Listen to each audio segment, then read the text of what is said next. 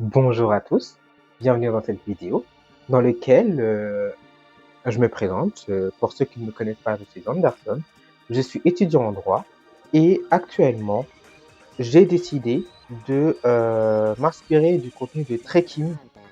Je ne sais pas comment on prononce, je ne sais pas si vous le connaissez, mais c'est la personne qui a fait cette vidéo ou encore cette vidéo. Voilà, genre c'est ces vidéos qui m'ont inspiré à faire ce type de format de vidéo dans lequel qu'est-ce qui se passerait si les séries, les films, nos opus préférés étaient jugés selon le juge français, ou plutôt selon la juridiction française. J'ai décidé de commencer cette série d'opus avec Danganronpa, mon jeu vidéo et un animé qui est voilà mon préféré, qui est très compatible avec ce type de vidéo. Donc, je vais tout simplement, pour ceux qui ne connaissent pas Danganronpa, je vous invite à ne pas continuer la vidéo. C'est un conseil. Allez vous renseigner sur le jeu vidéo, allez regarder des let's play, l'anime. Il y a plusieurs contenus par rapport à ça. Et ceux qui s'en fichent du spoil et veulent quand même regarder la vidéo, vous inquiétez pas, ce n'est pas forcément dérangeant. Vous serez juste spoilé de l'intégralité du jeu vidéo, qui est encore une fois très plaisant à jouer, mais ce n'est pas un problème. Du coup, si vous êtes étudiant en droit, si vous ne savez pas qu'est-ce que le droit français, je vous invite à regarder cette vidéo et à me dire ce que vous en pensez. Sur ce, bon visionnage.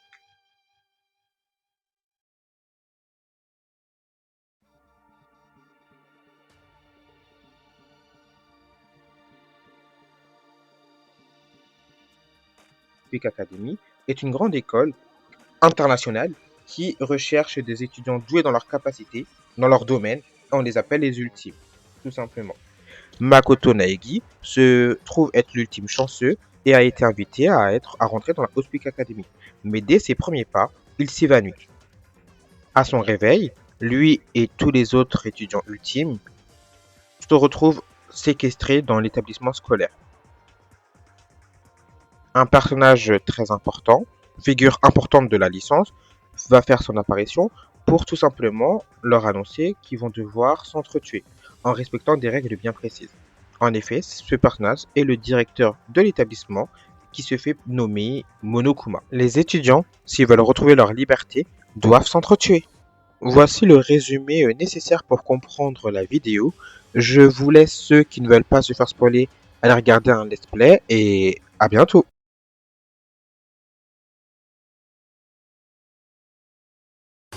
Le directeur de l'académie a remis aux étudiants un mobile afin de les inciter à ôter la vie de leurs amis. En effet, chaque étudiant a reçu une vidéo de l'un de ses proches, laissant supposer qu'un événement dangereux lui était arrivé. L'ultime pop star s'est dirigé dans la salle à manger et a récupéré le fameux couteau. Ensuite, elle est partie voir un autre étudiant dans le but de lui demander d'échanger les chambres, prétextant son inquiétude de l'atmosphère. Au départ de ce dernier, elle a écrit une lettre signée de son nom à l'ultime baseballer, dans l'objectif qu'il vienne dans sa dite chambre. Elle a également inversé les panneaux des chambres avec son partenaire d'échange afin d'éviter toute confusion pour la victime. Lorsque l'ultime baseballer s'est rendu sur place, l'ultime popstar a tenté de l'agresser à l'aide du couteau. Celui-ci l'a esquivé et s'est défendu avec un sabre factice qui se trouvait dans la pièce. Cette défense lui a permis de désarmer l'ultime popstar. Celle-ci s'est donc réfugiée dans la salle de bain. Le baseballer, croyant que la porte était verrouillée, est retourné chercher une boîte à outils afin de forcer l'ouverture. Une fois à l'intérieur, l'ultime baseballer saisit le couteau et porta un coup mortel à l'ultime popstar. Après les faits, l'auteur a entrepris de disséminer les preuves en nettoyant les traces de sa présence. Puis, il s'est rendu dans la déchetterie dans le but de brûler sa chemise ensanglantée. Pour accéder à un incinérateur, il a utilisé une boule de cristal présente dans la pièce. Il l'a lancée sur le bouton d'activation afin de déclencher le mécanisme. La boule de cristal brisée et la chemise presque détruite. Dans un premier temps, le cas de Sayaka sera examiné, notamment au regard de la tentative d'homicide et des conditions de celle-ci. Puis dans un second temps, le cas de Léon sera étudié, notamment par rapport à la qualification de l'homicide qu'il a effectué, ainsi que les différentes infractions connexes qu'il a pu faire.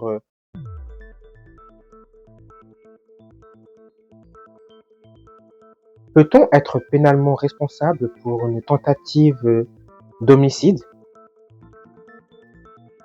En droit, l'article 121-4 du Code pénal dispose que celui qui est auteur de l'infraction, c'est celui qui commet des faits incriminés ou qui tente de commettre un crime ou, dans les cas prévus par la loi, un délit. Et si l'élément matériel est requis, il doit être complété par l'élément moral. L'élément matériel, ce sont les actes, les actions commises ou non commises qui ont permis la réalisation de l'infraction. Les catégories d'éléments moraux sont définies à l'article 121-3 du Code pénal qui se résume par l'intention de commettre le crime ou bien une faute, une négligence qui a réalisé le crime lorsque celui-ci est prévu par la loi. Le mobile et le motif personnel, parfois on peut avoir des mobiles qui peuvent excuser l'acte, mais ne permettent pas d'effacer la qualification pénale. Ils ne se confondent pas avec l'intention. Également, l'article 121-5 du Code pénal dispose que la tentative est constituée dès lors que, manifestée par un commencement d'exécution, elle n'a pas été suspendue ou n'a manqué son effet qu'en raison de circonstances indépendantes de la volonté de son auteur. En droit, un arrêt de principe du 25 octobre 1962 de la Chambre criminelle définit le commencement d'acte comme un acte qui tend directement et immédiatement à la consommation de l'infraction. La Chambre criminelle de la Cour de cassation valide un renvoi pour tentative d'assassinat le 13 janvier 2021. Également, la Chambre criminelle, dans un arrêt du 14 juin 1995, affirme qu'en droit pénal, on ne punit que l'infraction consommée et la tentative. Les autres phases de l'infraction échappent à la répression. Dans la doctrine, il y a la notion intercriminis. C'est le chemin du crime. L'infraction suit plusieurs phases et elle est souvent punie entre la 4e et la 6e étape.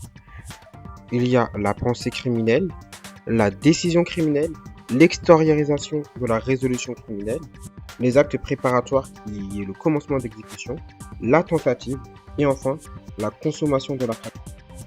En l'espèce, Sayaka, après avoir reçu le mobile, a eu l'intention de commettre un homicide.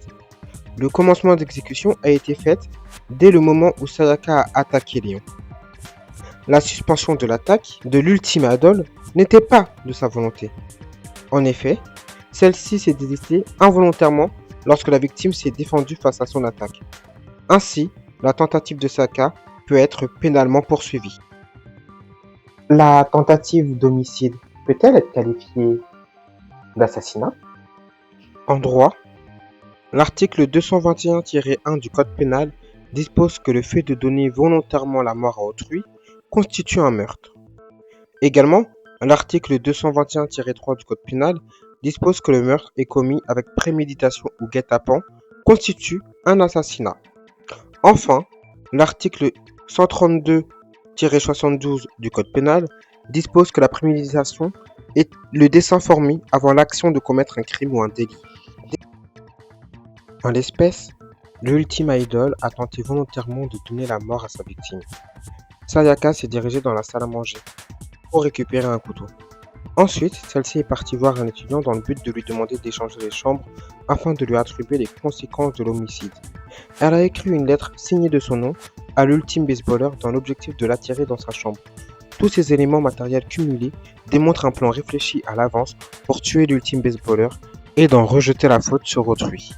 La lettre signée pour attirer la victime dans la chambre juste avant de l'attaquer constitue une préméditation.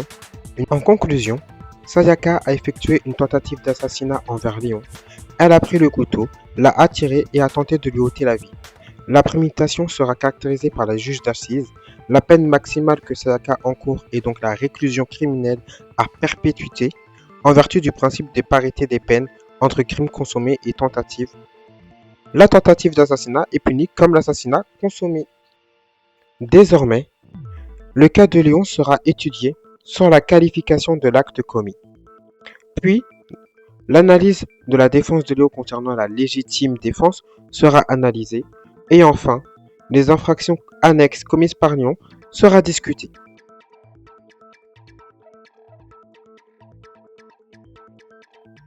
Le fait de donner la mort à son agresseur constitue-t-il un homicide volontaire?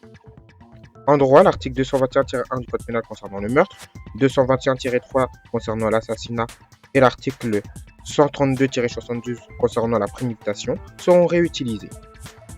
En droit, l'article 221-6 du Code pénal dispose de l'homicide involontaire.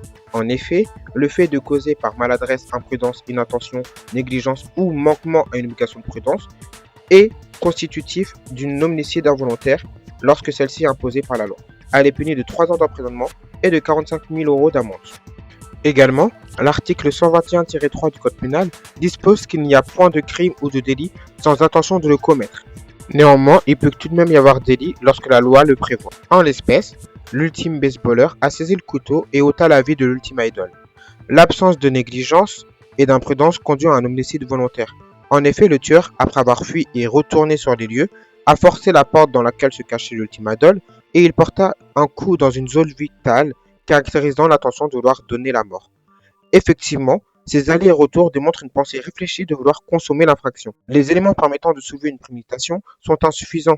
En effet, l'ultime baseballer a tiré profit d'une occasion et n'a pas élaboré un plan pour effectuer le meurtre. C'est donc un concours de circonstances qui lui a permis d'effectuer le meurtre.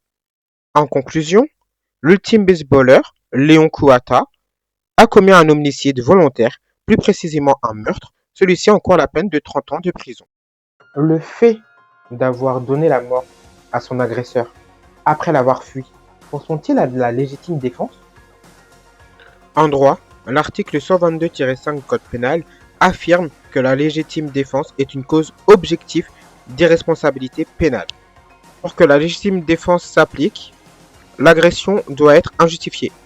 Elle ne doit pas résulter d'un acte légitime autorisé par la loi, d'après le jugement du tribunal correctionnel Le Puy-en-Velay du 14 mars 1995. De plus, l'agression doit être actuelle, ce qui signifie qu'elle doit être en cours ou imminente, d'après l'arrêt du 21 décembre 1954. Enfin, l'agression doit être réelle. Elle doit reposer sur un danger concret et certain. Le jugement du tribunal de Pau du 12 octobre 1994 affirme que l'auteur de l'acte de défense ne peut être lui-même à l'origine d'une provocation à l'agression. Cela enlèverait toute légitimité de sa part à une légitime défense. En droit, les conditions de la riposte doivent être effectuées de manière volontaire. La Cour de cassation considère que la légitime défense est incompatible avec le caractère involontaire de l'infraction. C'est l'arrêt Coussinet de la Chambre criminelle de la Cour de cassation du 16 février 1967 qui l'affirme. L'acte de défense doit être nécessaire, c'est-à-dire que l'acte de défense soit indispensable pour repousser l'agression. D'après l'arrêt de la Chambre criminelle de la Cour de cassation du 26 novembre 1991, la personne ne doit pas avoir d'autres alternatives raisonnables pour se protéger ou protéger autrui. L'acte de défense doit être actuel. La riposte doit intervenir dans le même temps que l'agression et elle ne peut pas être reportée à un moment ultérieur. Toute réaction anticipée par rapport à l'agression exclut la légitime défense d'après l'arrêt de la Chambre criminelle de la Cour de cassation du 7 décembre 1999. Enfin, l'acte de défense doit être proportionnel, c'est-à-dire que face à l'attaque, la réaction, la défense, la riposte est adaptée à l'attaque. Elle ne doit pas dépasser celle-ci. La proportionnalité de la riposte est laissée à l'appréciation du juge, d'après l'arrêt de la Chambre criminelle de la Cour de cassation du 4 août 1949. En l'espèce, l'ultime baseballer s'est rendu dans la pièce et l'ultime popstar a tenté de l'agresser à l'aide du couteau. Celui-ci a saisi un objet afin de l'attaquer en retour. Cette attaque lui a permis de faire tomber l'arme de crime au sol et de blesser l'assaillante. Cette attaque peut être qualifiée de légitime défense, puisque l'attaque repose sur un danger réel, puisque l'assaillante veut lui ôter la vie. La riposte est immédiate, il réagit à l'attaque que Sayaka effectue. La riposte est nécessaire. Sans cette attaque, l'assaillante n'aurait pas arrêté son acte et l'attaque lui aurait permis de la désarmer. La proportionnalité est également remplie. Toutefois, l'ultime baseballer réussit à fuir une première fois, avant de retourner sur les lieux avec sa boîte à outils, afin de forcer l'ouverture de la porte verrouillée où se trouvait la victime. Une fois à l'intérieur, l'ultime baseballer saisit le couteau et porta un coup mortel à l'ultime popstar. Les conditions de la légitime défense ne sont plus remplies. Ce n'était ni nécessaire ni immédiat étant donné qu'il a réussi à fuir. Le danger n'est plus réel, la proportionnalité est renversée puisque la victime se retrouve blessée face à un homme armé d'un sabre factice et de l'arme du crime. En conclusion, la légitime défense n'est pas invocable. Le fait de supprimer, d'effacer ou de détruire des preuves afin d'empêcher à la police ou à tout membre d'investigation de pouvoir remonter jusqu'à nous, constitue-t-il une infraction pénale ou des infractions pénales? En droit, l'article 434 du Code pénal dispose qu'il est puni de 3 ans d'emprisonnement et de 45 000 euros d'amende le fait de modifier l'état des lieux d'un crime ou d'un délit par la modification, l'altération ou l'effacement des traces ou d'indices, le déplacement d'objets ou la suppression de preuves. Également, la destruction, la soustraction, le recel, l'altération d'un document public ou privé ou d'un objet de nature à faciliter la découverte d'un crime ou d'un délit, la recherche des preuves ou la condamnation des coupables est également puni de 3 ans d'emprisonnement et de 45 000 euros d'amende. En l'espèce, le meurtrier a délibérément effacé les traces de son passage en nettoyant les poils et les cheveux qu'il a pu laisser. Également, il se débarrassa de ses vêtements ensanglantés en les brûlant. Cela constitue une modification de l'état des lieux du crime dans l'objectif d'entraver la recherche des preuves ou la condamnation des coupables. En conclusion, Sayaka encourt la réclusion criminelle à perpétuité pour tentative d'assassinat. Toutefois, bien que la tentative soit légalement punie des mêmes peines que l'infraction consommée, les juges disposent d'un pouvoir d'individualisation de la peine et prononcent fréquemment une sanction moins sévère lorsque le décès de la victime n'est pas survenu. Léon encourt 30 ans de réclusion criminelle pour meurtre ainsi qu'une peine complémentaire pouvant aller jusqu'à 45 000 euros d'amende pour avoir détruit des preuves dans le but de faire obstacle à la manifestation de la vérité. Eh bien, c'est la fin de cette vidéo. J'espère qu'elle vous aura plu. N'hésitez pas à lâcher un pouce bleu, à vous abonner, à partager la vidéo, à me dire ce que vous en avez pensé, à me dire si mon raisonnement pour vous sonne bon. À la fin de la journée, je ne suis qu'un simple étudiant, je n'ai donc pas la science infuse. Et sur ce, je vous dis à bientôt pour une nouvelle série de vidéos comme celle-ci. Ou d'autres, nous verrons bien.